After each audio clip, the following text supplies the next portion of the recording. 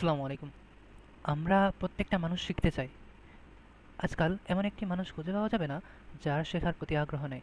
তবে সমস্যাটা হলো কিছু মানুষ শিক্ষার মাঝপথে কঠিন রাস্তাতে কাটাফোঁটার আতঙ্কে পিছে দৌড় দেয়, আর কিছু মানুষ ধৈর্যের সহিত শিক্ষার শেষ গন্তব্যে পৌঁছতে এগিয়ে চলে।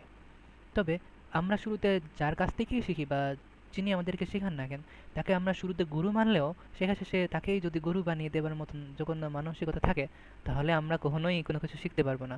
সুতরাং গুরুকে অতিভক্তি না করে আধিক্যতার প্রয়োজন নেই।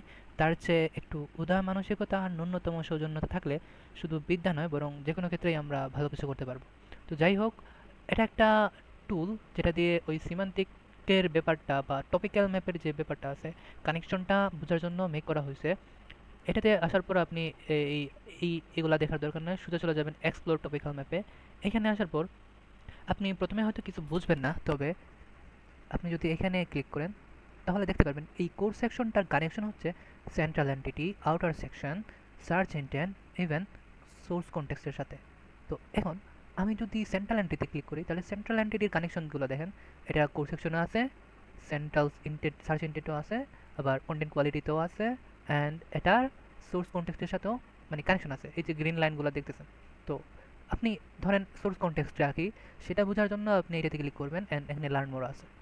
তো আমার ইচ্ছে ছিল এগুলা বাংলাতে ডেফিনেশন করে দেওয়ার বা এগুলা বাংলাতে দেওয়ার। আমি দিতে পারবো, সমস্যা না। যদি আপনারা আগ্রহ দেখান যে এগুলা বাংলাতে করে দিতে, তবে আমি সেইভাবেই করার চেষ্টা করবো, অ্যান্ড আমি দিয়ে দিব। তো এটাতে আপনি ডেফিনেশনটা দেখতে পারবেন। দেন এখানে একটু কম্পোনেন্টস দিছে, আর এখানে হচ্ছে এক্সাম্পল দিয়ে দিছে। তো আপনি ইজিলি যে কোনো আপনার লার্নিংটারে আরেকটু ভিজুয়ালাইজেশন করে বা আরেকটু সুন্দর করে আপনি বুঝতে পারবেন আসলে কোনটার পর কী, কিসের পর কী, সেগুলা। এখন আমি যদি দেখে যাই, তারপর ধরেন কোর্স সেকশনটা ক্লিক করে লার্ন মোরে আসার পর ডেফিনেশন পাবেন, তারপর এলিমেন্টগুলো পাবেন। এই যে ব্যাপারটা দারুণ না?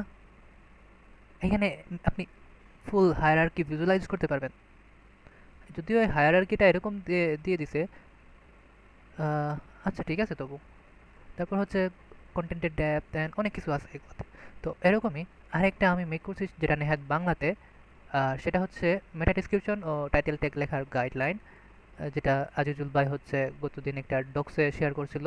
ওই লেখাটাকে আমি ইংলিশে করে বাংলাতে করার এরকম একটা মেক করলাম। সো এখানে মূল লক্ষ্যতে আসলে আপনি একটা লক্ষ্য যেটা এসইওর বা কন্টেন্টের ক্ষেত্রে আছে সেটা দেখতে পারবেন। তারপর যদি কৌশল সমূহতে যান, এখানে সব কিছু আপনি ইজিলি পড়তে পারবেন। একটা ডক্স পড়ার চাইতে একটা ভিজুয়াল লেখা পড়ার মজা কিন্তু আলাদা। তো টাইটেল টেক লেখার অ্যাকশন প্ল্যান এখানে দেওয়া আছে, যেটা আপনি ইজিলি পড়তে পারবেন। মেটা ডিসক্রিপশনেও কী কী করবেন না করবেন সেগুলো এখানে করণীয় এড়িয়ে চলা এগুলো আছে, এক্সাম্পল দেওয়া আছে, আপনি এক্সাম্পল দেখতে পারবেন। আর ই কমার্সের ক্ষেত্রে কীরকম হবে সেটাও দেওয়া আছে। অ্যান্ড এখানে আপনি চাইলে আমার ফেসবুকে ভিজিট করতে পারবেন, অ্যান্ড এটা কে ক্রিয়েট করছে সেটা তার নাম দেওয়া আছে। আমি অবশ্যই আমার নিজের নাম দিয়ে দিচ্ছি আপাতত। তবে আপনি যদি বলেন আমি নামটা উঠাই দিতেও পারবো, সমস্যা না। তবে যিনি ক্রিয়েটর বা যিনি ক্রিয়েট করছে তার নাম থাকা উচিত, এই বাংলাদেশের ক্ষেত্রে অন্তত। আর যাই হোক, একটা বিষয় খেয়াল করবেন, কমিউনিটিতে যত জায়ান্ট বা জেম বলেন, ওনারা কিন্তু ধীরে ধীরে গায়েব হয়ে যাচ্ছে। উদাহরণস্বরূপ ধরেন আবু তাহের সুমেন ভাই, উনি কিন্তু হাইপে নাই, এখন এখন একদমই একদম সাইলেন্ট হয়ে গেছে। তো এরকম 2017 থেকে 19 সাল অবধি অনেক অনেক বড় বড় জায়ান্টরা ছিল, যাদের কাছ থেকে আমরা অনেক কিছু শিখছিলাম। কিন্তু এখন বর্তমানে ওনারা ফুললি গায়েব। তো এমন কিছু করেন না কমিউনিটিতে যাতে এমন জায়ান্ট পাবলিকগুলা গায়েব হয়ে যায়। গায়েব হলে কি হয়, ধরেন আমরা নতুন কিছু শিখতে পারি না, আমাদের স্মার্ট ওয়ার্ক হবে কেমনে, আমরা বাংলাদেশি এসসিও কমিউনিটিতে গ্রো হবো কীভাবে যদি না বড় বড় জায়ান্টের কাছ থেকে আমরা নতুন কিছু শিখতে না পারি। ধরেন রিসার্চ যারা করে তাদের সাথে থাকেন, এখন সাইফুর ভাই আছে, তারপর হচ্ছে আইয়ুব ভাই আছে, অনেকেই আছে, হয়তো কিছুদিন পর ওনারাও গায়েব হয়ে যেতে পারে।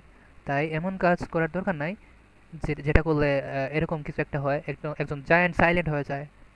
তবে যদি কোনো কিছু হাইপে উঠে, সেটাকে শেয়ার টেয়ার না করে যদি আপনি চুপ থাকেন, উদাহরণস্বরূপ একটা ডগ যদি ঘেউ ঘেউ করতে থাকে অ্যান্ড আপনি যদি তার সাথে প্রতিক্রিয়া করেন সেই একই উপায়ে, তবে নিশ্চয়ই দেখবেন ওইটা অনেক বড় একটা কিছু হয়ে যাবে। তার চেয়ে বরং যদি একটা ডগ ঘেউ ঘেউ করতে থাকে, আপনি যদি ওইটা না করেন, উপর আপনি যদি সাইলেন্ট থাকেন বা আপনি কোনো কিছুই না করেন, তবে নিশ্চয়ই দেখবেন ওইটা আর হাইপে যাইতেছে না, ভাইরালও হইতেছে না, ইভেন কেউ কিছু জানবেও না। সো আমাদের উচিত কোনো ঘটনা ঘটলে বা কোনো কিছু হইলে সেটাকে এড়িয়ে চলা, try care, you can fear others try care, এরকম একটা ভাব নিয়ে চলে যাওয়া। দেখবেন সব কিছু শান্তি, জায়ান্টরাও ঠিক আছে, অ্যান্ড কোনো মারামারি কারাগারি কিছুই নাই। তো আমি ছোট মানুষ, ভুল কিছু বললে ক্ষমা প্রার্থী। ছোটরা ভুল করে, ইভেন আমার আইডিতে লিখাই আছে আমি পোর মানুষের মতো গণ্য।